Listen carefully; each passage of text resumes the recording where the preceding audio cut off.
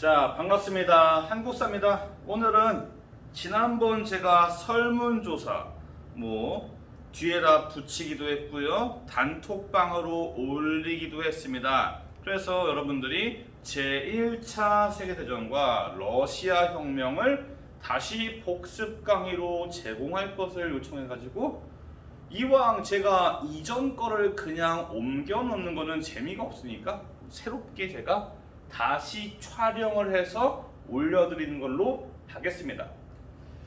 내용은 그렇다고 달라지지 않습니다.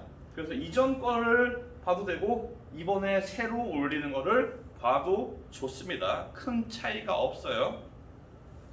사실 근데 1차 대전 자체는 어려운 게 없어야 됩니다. 딱히 요거는 크게 임팩트가 막 너무 많다, 키워드가 많다, 이 정도는 아니에요. 왜 1차 대전이 발생하게 되었나? 이 19세기 후반쯤, 19세기라고 한다면은 1800년대를 말을 해요. 이 후반부에 이 제국주의 열강이 어느 정도 식민지를 쟁탈하는 게 게임이 끝납니다. 아시아, 아프리카 이런 지역에서 사실상 영국, 프랑스 이런 나라들이 빈 땅을 다 식민지로 장악을 한 상황이기 때문에 더 이상 남는 식민지가 없어요. 그러면 이제 새롭게 등장한 강자, 예를 들자면 독일들, 이 독일이 이제 뒤늦게 산업혁명을 완성해서 자 이제 우리가 식민지를 먹어보자 라고 딱 보니까 식민지가 없어요. 그럼 독일이 놉니까? 아니에요. 독일이 뭔가 식민지를 얻기 위해서는 뭘 해야 되냐? 남의 식민지를 뺏어야 되는 겁니다. 그래서 여기 써놓은 게 그겁니다. 기존에 있는 식민지에서 어떻게 비벼가지고 식민지를 확대하고자 하는 신흥 제국주의 열강, 기존의 영국이나 프랑스 이런 나라들 간에 식민지 쟁탈전이 벌어지는 게 이 시기의 상황이에요.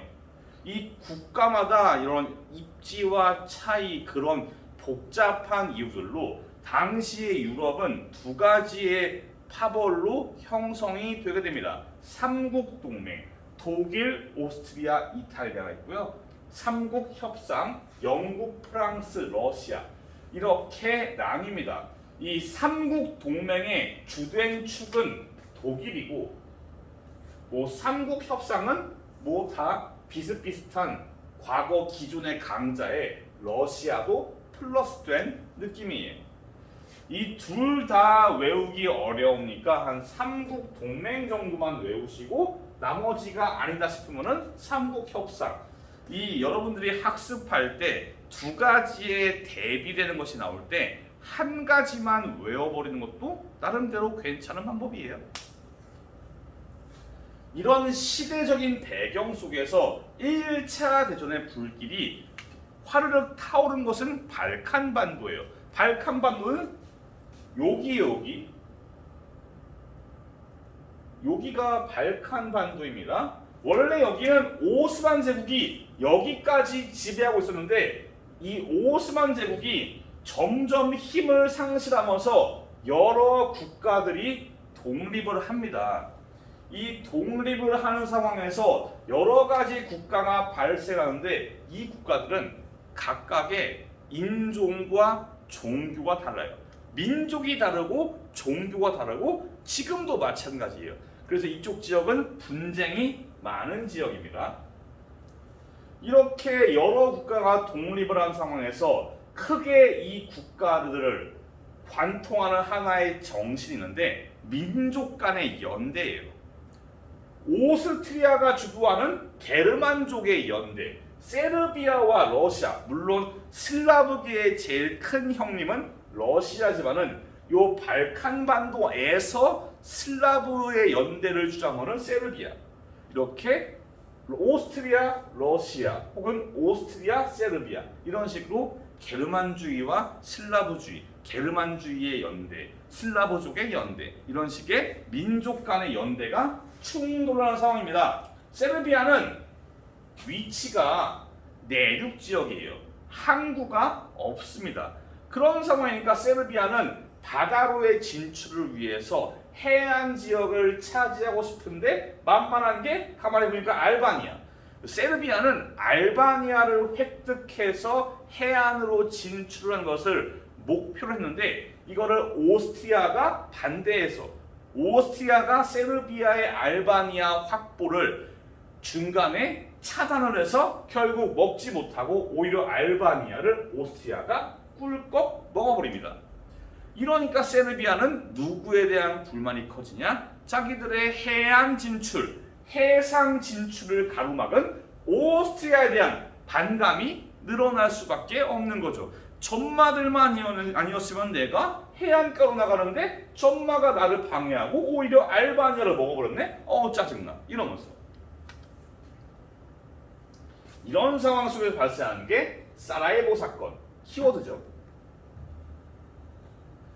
이 보스니아의 사라예보를 방문한 오스트리아의 황태자를 세르비아계 청년이 가서 암살을 해버리는, 차로 타고 있는데 뛰어 들어가지고 권총으로 황태자 부부를 쏴서 죽여버리는 이 사라예보 사건이 발생하면서 1차 대전이 화르륵 타오른 겁니다. 이 사라예보 사건 중요한 사건이에요. 물론 이 파트에서 한국사에서는 사라예보 사건이 연관성이 없을지 몰라도 1차 대전 자체가 전 세계에 끼친 영향이 크기 때문에 알아두시면 좋겠네요. 여튼 사라예보 사건으로 황태자 부부가 사망하자 오스트리아는 당연히 세르비아한테 니네가 우리 황태자 부부를 죽이고 이런 식이면 안 되지. 너네 우리의 요구사항 무슨 뭐 배상금 지불이라든가 등등등 여러 가지 요구사항을 니네가 나한테 제공하지 않으면 전쟁이다.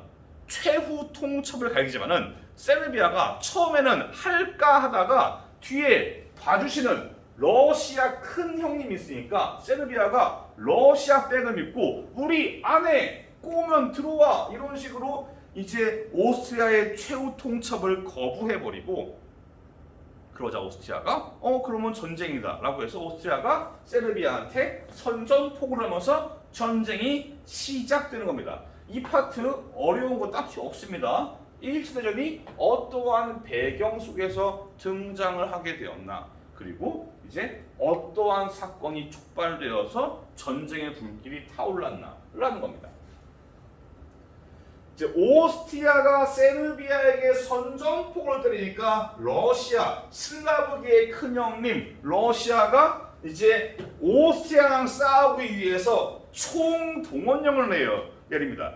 러시아가 원체 큰 나라니까 얘네들은 나라의 군대를 모으는데도 어마어마한 시간이 걸려요.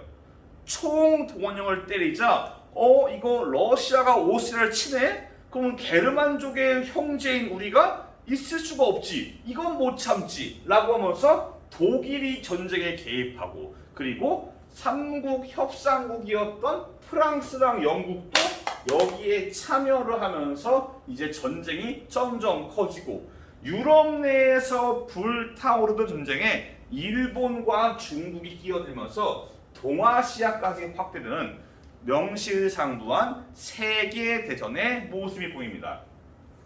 당시의 구조는 이런 느낌이에요. 독일이 있고 러시아가 있고 프랑스가 있고, 독일은 양쪽을 다 싸워야 되는 입장이어서 원래 계획은 뭐냐?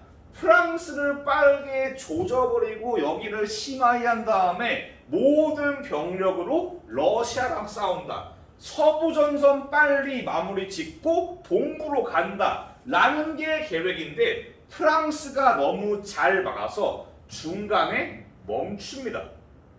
서부전선이 여기에서 고착화되는데 그냥 고착화가 아니고 참호가 깔려집니다. 참호는 이런 겁니다. 이 군인들이 여기서 삽질로 땅을 파서 총과 포격을 피하기 위한 은신처를 만드는 게 참호인데, 그냥 동그라미가 아니라 직선이에요. 쭉 선이 이어지는 거예요. 참호가 쭉 이어집니다. 구덩이가 쭉 이어지는 겁니다. 이거를 독일만 파냐? 프랑스도 팝니다. 프랑스만 파냐? 독일도 파요. 서로가 서로 참호를 판 다음에 서로 대치하고 있는 상황이에요. 사물을 뺏기 위해서 돌격합니다. 가자 앞으로. 그러면은 기관총을 걸어놓고 드르륵 긁어버리고 야포로 후를 갈기고 이러면서 뭐 1시간에 10만 명이 죽고 막 이런 상황이 나옵니다. 진짜로 의미 없는 피해, 의미 없는 운명의 손실, 몇십만 명이 갈아 넣어졌는데 얻은 거는 3km 이런 느낌으로 인명의 진짜 그 존엄성이 많이 사라지는 전쟁이 1차 세계대전입니다. 이런 상황이에요.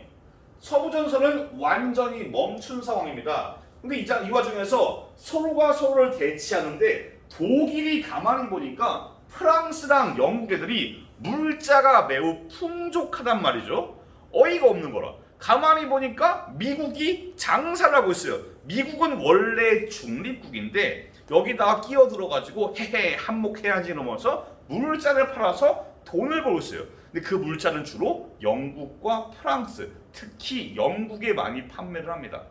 그러자 독일이 야 이건 못 참는다. 야 미국아 이 중립국이면은 중립국답게 행동해라. 앞으로 대서양 지나가는 거 우리가 잠수함으로 다 싹 다 침몰시킨다 라고 하면서 무제한 잠수함 작전을 발동을 합니다. 실제로 그래서 미국의 배, 미국인들이 탄 배 등등등 많은 배가 대서양에서 침몰당하고 막 루시타니아호 이런 여객선에서 100몇 명이 탄 그 미국인들이 100몇 명이 타고 있는데 루시타니아호가 그 유보트에 의해서 그 독일의 잠수함에 의해서 침몰됩니다. 이러면서 반독일 감정이 부글부글 쌓이고 결국 미국이 서부전선에 참전하게 되는 겁니다. 그럼 동부전선은 러시아가 덩치가 커가지고 독일이 매우 긴장했어요. 오죽하면 아까 말했잖아요. 여기를 빨리 마무리 짓고 러시아랑 싸우자. 독일은 프랑스보다 러시아가 훨씬 힘든 상대인 줄 알았는데 뚜껑을 열어보니까 완전 호구예요. 그냥 계속 밀어붙입니다. 러시아는 계속 쳐맞아요. 그런 상황 속에서 이후에 배울 러시아 혁명이 짠 발생해서 블라디미르 레닌은 전쟁을 멈추고 동부전선에서 이탈합니다. 남는 거는 여기 프랑스, 영국 등의 서부전선이에요. 이제 여기가 사라졌으니까 독일은 최후의 영혼의 한타, 모든 병력 긁어 모아서 서부전선에 공격을 가하지만은 이게 실패로 돌아가고 이제 미국 군대가 합류하면서 전쟁의 무게추가 완전히 삼국 협상 쪽으로 기울어 버립니다. 그리하여 결국 차례차례 독일의 동맹국들이 차례차례 아웃되고 마지막에 독일도 항복하면서 전쟁이 끝이 납니다. 여기 파트도 마찬가지로 뭐 크게 키워드가 중요한 거 없습니다. 이 1차 대전이 뭐가 중요하냐? 바로 결과입니다. 1차 대전의 결과로 나타난 베르사유 체제. 이거는 우리가 이후에 뭐 3.1운동 이런 거를 배울 때 제가 언급을 했어요. 어찌되었던 세계대전, 전 세계를 휩쓴 전쟁이 독일의 항복으로 끝이 났습니다. 이 전쟁을 마무리 짓기 위한 파리 강화 회의가 개최가 됩니다. 파리에서 전쟁에 참여한 승전국들이 모여서 이제 이 문제를 이 전쟁이 휩쓸고 간 세계를 어떻게 정리를 하는가에 대한 구체적인 방향을 논의하는 겁니다. 여기에서 미국 대통령 우드로 윌슨이 뭘 제기하냐? 14개조 평화 원칙을 제시합니다. 이것도 중요합니다. 이 14개조 평화 원칙은 여러 가지, 당연히 14개인데 그 중에서 우리가 학습해야 될 중요한 의미가 있는 것은 두 가지입니다. 첫 번째, 국제기구의 창설. 이런 세계적인 전쟁을 다시 막기 위해서 전 세계의 국가가 모여서 국제적인 기구를 설치한 다음에 이 전쟁을 억제하고 평화를 유지하기 위한 방법을 찾아보자 라고 해서 국제기구 창설을 제시하고, 또 하나 한국사에서 정말 중요한 것은 여기 있습니다. 민족 자결주의. 식민지로 억압받고 혹은 다른 민족의 지배를 받는 다른 그 민족이, 누군가의 지배를 받는 민족은 자기들의 독립과 자기들의 운명을 스스로 결정지을 수 있어야 된다 라고 하는 게 민족 자결주의입니다. 다만 이 민족 자결주의는 어느 국가만 해당되냐? 패전국의 식민지만 해당이 돼요. 이 민족 자결주의는 패전국의 식민지에만 해당이 됩니다. 이걸로 인해서 3.1 운동이 발생했지만은 3.1 운동은 일본이 승전국이라서 우리가 민족 자결주의는 해당이 되지 않습니다. 하지만 3.1 운동을 일으키는데 민족 자결주의란 사상이 영향을 끼칩니다. 비록 우리는 그 대상이 아니었지만.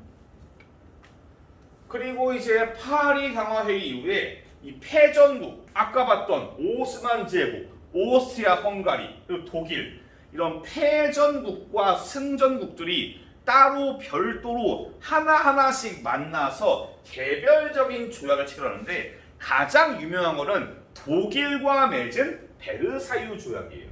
그래서 전후의 시스템을 베르사유 체제라고 합니다. 아마 2학기에 2차 대전 설명드릴 때 다시 언급을 할 거예요. 베르사유 체제의 내용은 뭐냐? 독일이 다시금 전쟁이라는 생각을 품지 못하게 완전하게 찍어 누르는 겁니다. 미국의 윌슨 대통령은 그럴 마음이 없었어요. 근데 미국은 전쟁의 피해가 거의 없어요. 나라가 쑥대밭이 된 게 아니니까. 전쟁에 직접적인 피해를 입은 프랑스는 독일을 그냥 놔줄 생각이 1도 없습니다. 그래서 식민지를 완전히 날려버리고 천문학적인 어마어마한 배상금을 때리고 독일의 함선과 군대와 같은 무장을 완전히 거의 해제시켜버리는 수준으로 독일에게 어마어마한 페널티를 갈겨버립니다. 너네 다시는 전쟁 생각 못할 만큼 짓밟아버리겠어 라는 게 베르사유 조약의 내용이에요. 아까 얘기했던 윌슨의 국제기구 창설 제기, 14개조 원칙에 맞춰가지고 국제연맹이 창설이 되는데, 지금의 국제연합이 아니라는 거 이전에도 설명드린 바가 있습니다. 국제연합이 아니라 국제연맹이에요. 뭐가 차이냐? 국제연합은 강제성이 있어요. 누가 침략을 한다, 누가 감히 세계의 평화를 어지럽힌다, 그러면은 이제 국제연합, UN 단위에서 이거를 제재할 수가 있어요. 대표적으로 북한입니다. 북한의 그 할아버지 돼지가 우리를 침략했던 6.25 때 유엔군이 우리를 도왔죠. 그런 것처럼 억제력을 가지고 있는데, 국제연맹은 강제력이 없어요. 그때 비유로 설명했던 멈춰 이런 겁니다. 그러니까 누가 싸운다, 연맹이 가가지고 멈춰 이런 겁니다. 쌍박질하는 애들에 대해서 제재를 가하지 못하고 그냥 멈춰 이런 겁니다. 히틀러가 뭔 지랄을 하든 일본이 뭔 지랄을 하든 얘들은 그냥 멈춰 이런 겁니다. 거기에 초반부에는 독일과 전쟁에서 마음대로 이탈했던 소련, 이 국제연맹에 가입을 못하고, 가장 어이없는 거는 지가 하자고 말했던 미국이 당시의 의회의 반대로 참여하지 못합니다. 지들이 하자 그래 놓고 지들이 안 하는 어이없는 상황이 나옵니다. 그래서 국제연맹은 시작부터가 뭔가 문제가 많았던 국제기구입니다. 정리하자면은 윌슨이 말했던 14개조 평화원칙, 민족자결주의, 이런 거는 한국 사랑도 연결이 되어 있는 중요한 거니까 알아두셔야 되겠습니다. 베르사유 조약이나 국제연맹, 파리 강화회의. 마찬가지로 중요한 키워드고 파리 강화회의랑 국제연맹은 나중에 3.1 운동으로 배웠었어요. 임시정부랑 신한청년당의 김규식, 임시정부가 김규식에게 국제연맹에게 독립청원서를 제출하라고 했습니다. 그리고 신한청년당이 파리 강화회의에 김규식을 보냈어요. 물론 회의장에 들어가지 못했지만은. 여튼 이 파트 중요한 파트니까 키워드 중심으로 잘 아세요. 윌슨이 뭔 말을 했는가? 그리고 어떻게 결과가 나왔는가? 어려운 게 있나 모르겠네요. 이 파트를 명색이 보충 강의인데 더 쉽게 해야 되는데 어렵습니다. 그나마 1차 대전은 딱히 어려운 게 없어야 되거든요. 여러분들이 제가 생각컨대 가장 문제가 되는 파트가 중국사 파트 쪽이에요. 1차 대전이 어려우면 살짝은 곤란한 게 키워드가 원체 명확한 게 1차 대전이거든요. 아무튼 아까 말했던 키워드 잘 알아두세요. 1차 대전이 어떠한 배경이 있었고 전쟁 과정에서 굵직굵직한 이런 사건들이 있었다. 그리고 종료 이후에 파리 강화회의에서 전쟁에 대한 논의를 했는데 전후 문제에 대해서 논의를 했는데 여기에서 미국 대통령 윌슨이 14개조 평화 원칙을 제시했다고요. 민족 자결주의랑 국제기구. 넘어갈게요. 러시아 혁명은 봅시다. 일단 러시아가 1800년대 후반부, 사실상 20세기 초나 마찬가지예요. 거의 1900년대 초반부. 러시아는 매우 발전이 느립니다. 이제 막 공장을 짓고 산업혁명을 시작하는데 기존까지의 러시아의 정치 구조는 매우 낡았습니다.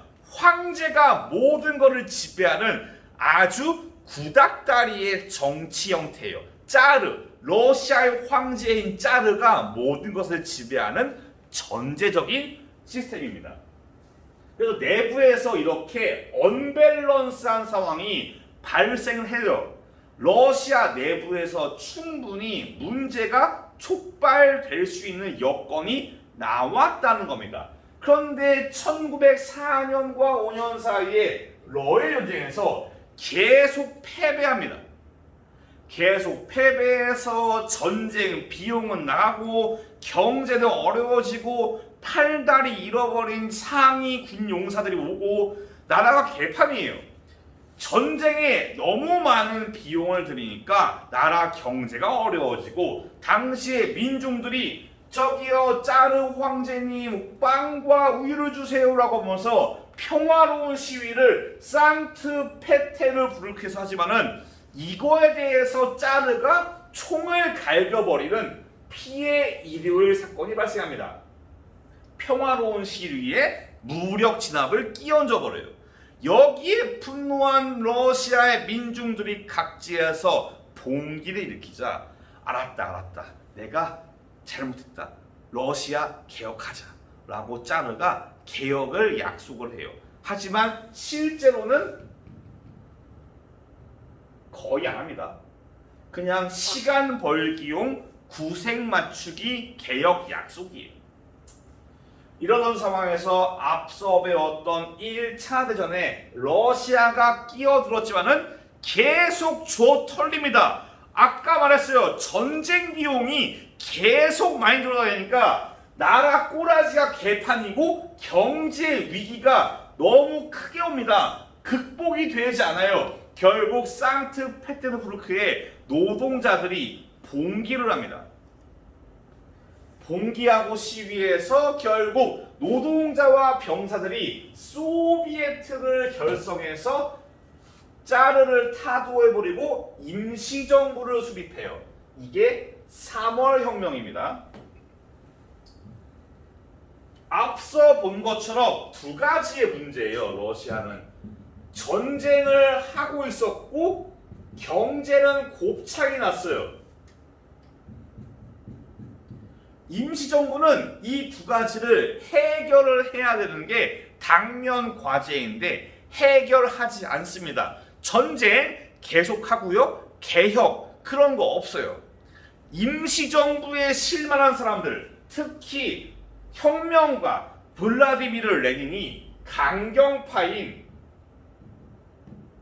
볼셰비키를 주도해서 임시정부를 타도하고 11월 혁명을 일으킵니다. 이 두 가지의 차이를 잘 아셔야 될 것 같아요. 3월 혁명은 어떤 것인가? 11월 혁명은 어떤 것인가? 3월 혁명, 짜르를 밀어버리고 임시정부를 세웠다고요. 11월 혁명, 레닌이 임시정부를 제꼈다고요. 이 두 가지의 차이 아셔야 됩니다. 그러면 레닌은 다시 두 가지의 당면 과제를 하나요. 레닌은 이 두 가지를 어느 정도 해결합니다. 독일과 단독으로 전쟁을 멈춥니다. 영국, 프랑스 같은 러시아의 동맹국들과 삼국 협상국들과의 협의 없이 마음대로 전쟁 멈춰버립니다. 그리고 민생 안정을 위해서 그 소비에트적으로 막 토지 개혁 등등등 여러 가지 민생 개혁을 해서 어느 정도는 효과를 봅니다. 적어도 임시정부나 짜르보다는 효과를 봅니다. 뭐 디테일하게 어떤 개혁이 있다, 소비에트적이 무엇이냐 이런 거는 넘어가세요. 이런 거를 외우시면은 시험 대비에 힘들 수가 있습니다. 레닌은 뭘 강조했냐? 사회주의자 간의 연대를 강조했어요. 전 세계적인 사회주의자의 혁명 이런 거를 강조해서 코민테른을 만들어서 이제 전 세계의 사회주의자들이 하나로 연대하는 연합적인 네트워크를 형성을 합니다.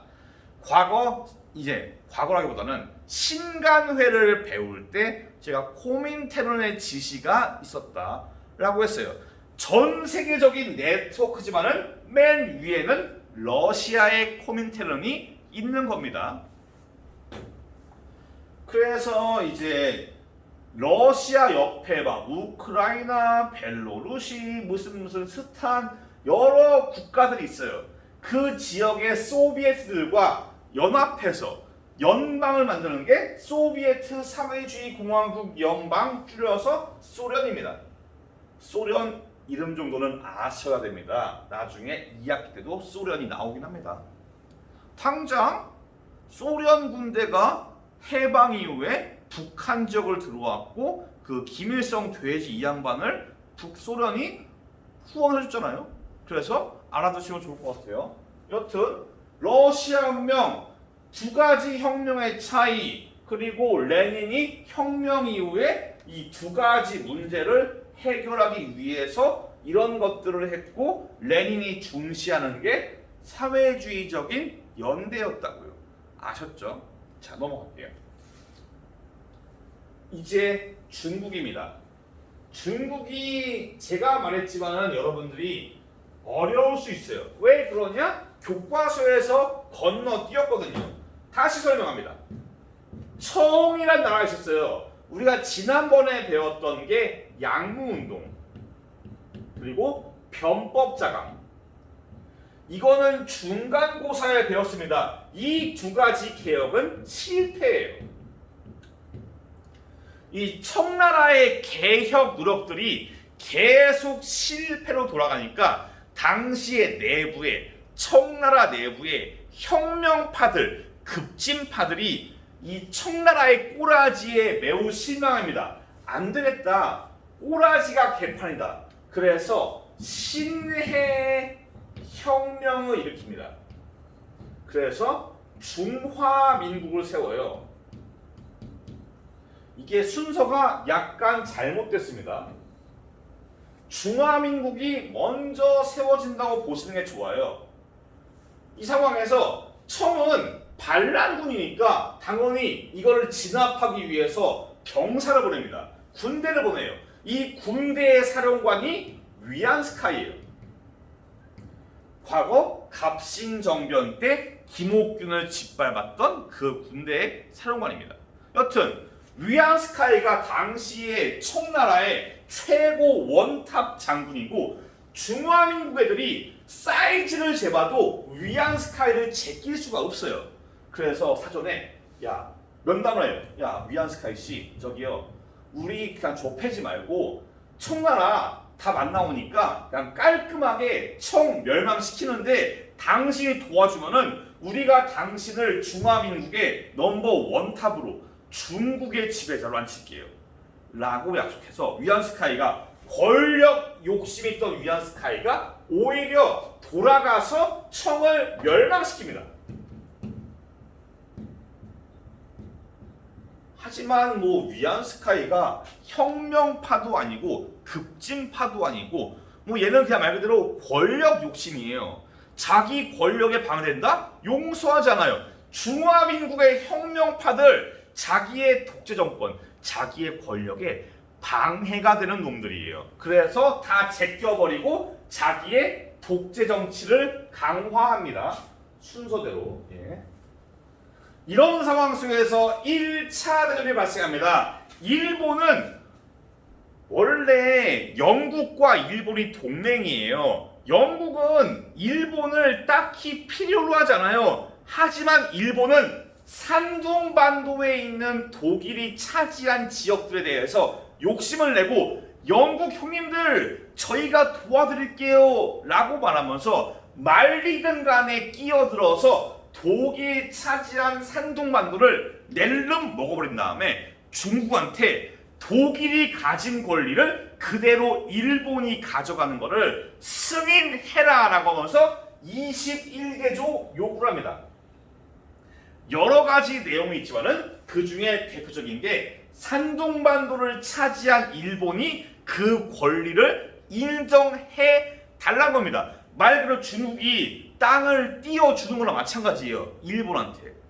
상식적으로 이거를 하지 말아야 되지만은 위안스카이는 원체 권력 욕심이 있는 양반이어가지고 일본한테 땅을 주더라도 일본이 내 권력 유지에 도움이 되겠구나 라고 하면서 쿨하게 이거를 오케이를 때립니다. 쿨하게. 그리고 이후에 위안스카이가 사망을 하는데 이 위안스카이 아래에는 수많은 장군들이 있어요. 각자의 부대가 있고요. 이 양반이 죽자 고만고만한 장군들만 남아요. 그러자 내가 우리 장군님 죽었는데 내가 까짓고 우리 부대 이끌고 내 근거지에서 왕처럼 살면 되는 거 아니야? 라고 하면서 이 장군들이 각각 독립을 해버려요. 그게 군벌입니다. 위안스카이가 죽은 다음에 각 지역에서 군벌들이 들어선 혼란의 시대가 등장을 한 겁니다. 여기까지는 교과서에 없어요. 여기까지는 시험 범위에 없습니다. 이걸 파악한 상황에서 21개조 요구와 관련된 중국사를 봅시다. 중국은 뒤늦게 알았어요. 위안스카이 이 양반이 똥을 쌌구나. 21개조 안 되는구나 라고 해서 부랴부랴 영국, 프랑스 3국 협상 쪽에 서가지고 전쟁에 참여합니다. 그 이면에는 우리가 중국이 전쟁에 참여하는 산둥반도의 이권, 21개조 요구 이런 거를 다 원상태로 돌릴 수 있겠지? 라는 기대의식이에요. 하지만 일본도 승전국이라서 승전국들은 중국보다 일본의 편을 듭니다. 그래서 일본이 차지했던 산둥반도의 이권을 그대로 인정을 해줘요. 여기에서 중국의 민중들, 지식인들, 대학생들 빡칩니다. 아니 우리도 승전국인데 우리가 왜 거의 독일, 오스트리아 이런 애들과 같은 취급을 받냐? 우리 승전국이다. 이게 말이 되냐? 라고 해서 베이징의 대학생들이 당시에 21개조 요구에 대한 폐지 그리고 21개조 요구를 사인했던 그 군벌들, 위안스카이와 그 일파들에 대한 분노로 오사운동을 전개합니다. 그래서 이권 반환. 산둥반도를 내놓고 21개조를 철폐해라 라고 요구를 합니다. 이거는 나중에 워싱턴 회의로 성공을 해요. 이 5.4운동, 이 거국적인 5.4운동 이후에 당시에 군벌들로 난립된 혼란한 세상을 정리하기 위해서 정당들이 나오는데, 첫 번째는 순원이 만든 중국 국민당, 그 다음은 중국 공산당, 뭐 대표 인물은 마오쩌도 있겠죠. 여튼 이들이 혼란한 중국을 통일하기 위해서 합체합니다. 그게 제1차 국공합작, 우리의 민족 유일당 운동에 영향을 준 운동이에요. 요맘때입니다. 근데 이제 이 둘은 근본적으로 함께 할 수 없어요. 근본적으로다가 공동의 목표가 있지만은 틈만 나면 어떻게 제끼려고, 누가? 장제스가 공산당을. 결국 장제스가 공산당의 통수를 갈기면서 국공합작이 결렬됩니다. 이런 분위기 속에서 우리의 신간에도 결렬로 가는 겁니다. 결국 장제스가 쭉, 원래 어디냐면은 장제스의 근원지는 남쪽이에요. 난징. 여기에서 도장깨기를 좁히면서, 군벌 하나하나 좁히면서 올라가서 베이징을 함락하고 이제 난징을 수도로 삼아서 국민 정부를 수립합니다. 좀 어렵죠? 여기에서의 포인트는 바로 21개조 요구를 철폐하기 위한 중국의 움직임입니다. 장제스란 인물은 나중에 또 나오니까 이미 한 번 배웠습니다. 언제? 한인 애국단 때. 넘어갈게요. 다음 일본입니다. 일본은 아까 말한 것처럼 독일이 차지한 산둥반도를 노려가지고 연합국에 참전을 해요. 그리고 전쟁 물잔을 팔면서 쏠쏠한 이득, 호황을 누리는데, 전쟁 끝나면서 쌓아놓은 물자를 판매할 길이 없으니까 불황에 직면해요. 나라 경제가 어려워지니까 민중들이 불만이 쌓이고, 특히 20년대에 이제 전 세계를 휩쓸던 사회주의가 아시아에도 들어옵니다. 일본 내에서 노동자들이 불황에 대해서 분노하면서 노동운동과 사회주의 운동, 보통 사회주의는 일정 수준 이상 발달하면 나오지가 않아요. 잘. 보통 억압받고 고통받는 노동자, 농민, 약소국, 이런 국가들이 보통 사회주의를 많이 추구를 합니다. 뭐 일반적이지만은 여튼간에 이렇게 사회주의가 확산되자 일본은 치안유지법, 제가 몇 번이나 말했습니다. 치안유지법으로 사회주의를 탄압해요. 이거는 일본뿐만 아니고 일본의 식민지인 한반도, 우리 민족과 대만도 마찬가지로 적용됩니다. 일본은 전쟁에 참여하면서 국제 위상이 올라가요. 심지어 국제연맹의 상임이사국. 지금 국제연합도 상임이사국이 있어요. 이 당시에 국제연맹의 상임이사국은 일본이 포함되어 있습니다. 그만큼 일본이 세계 정치에서 어느 정도의 힘이 올라온 겁니다. 이거를 주변 국가들이 좋아하잖아요. 아시아 태평양의 근거지인 미국과 이제 해양 세력, 전통적인 해상의 강자였던 영국이 이거를 놔주지가 않아요. 그래서 이 영국과 미국 등 열강들이 저 일본 그냥 놔두면 안 되겠다 라고 해서 견제하는 게 워싱턴 회의입니다. 여기에서 일본의 해상 전력, 해군 함선을 대폭 축소시켜버리면서 일본을 철저하게 견제합니다. 그리고 여기에서 일본이 가져갔던 산둥반도의 이권이 다시 중국으로 넘어갑니다. 중국으로. 즉 5.4 운동의 목소리가 성공한 겁니다. 여기에서 당연히 일본이 불만이 쌓이는 것이고, 이러면서 일본이 군국주의, 침략으로 마탱이가 가는 그 근본적인 원인 중에 하나입니다. 자, 사실 제가 수업하면서도 지난번 수업과 큰 차이가 없어요. 사실은 뭔가 더 설명하면은 괜히 복잡해져요. 파트별로 키워드가 다 있습니다. 중국은 산둥반도의 이권을 반환하기 위해서 또는 장제스가 군벌을 제끼기 위해서 어떠한 노력을 했는가? 일본은 사회주의에 대해서 어떠한 리액션을 취하고 어떠한 견제를 받았나? 혹은 1차 대전이 어떠한 배경 속에서 발생했고 과정 속에서 어떤 굵직한 게 있었으며 가장 중요한 1차 대전의 결과 어떤 상황이 발생했나? 이런 것들 다 하나하나 키워드래요. 뭐 러시아 혁명 두 개의 차이점, 당면 과제가 뭐였는가? 이런 것들, 이런 키워드들을 여러분들이 잘 분석을 해서 대비를 하시길 바라겠습니다. 고생 많았습니다. 다음 시간은 시험이에요. 시험 화이팅 하시고 다음 시간에 뵐게요. 감사합니다.